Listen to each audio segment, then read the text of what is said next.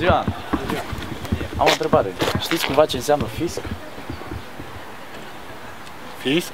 Da. Da. E, conform legii 18, este legea care se ocupă de fraudele fiscale. Da, normal. Fiscul? Da. Finanțe.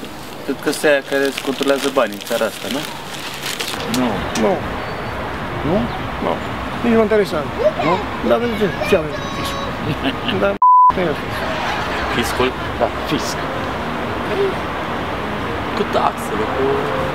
Eu știu. Fisc? Da.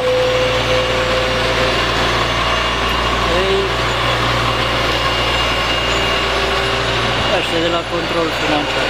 Fisc? Da. Nu știu, dar n-am... Nu știu ce înseamnă. Și n-ați avea Ceva idee? să dai bani, ceva acolo. Și n-aveți idee cam...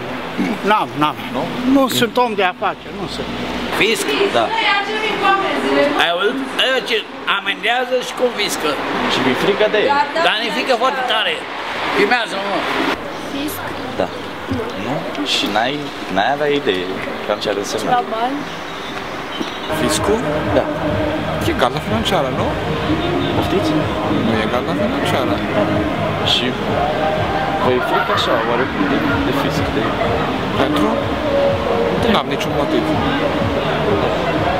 Am? Credeți dumneavoastră? Dumneavoastră să spuneți. Cred, nu am. Încă nu.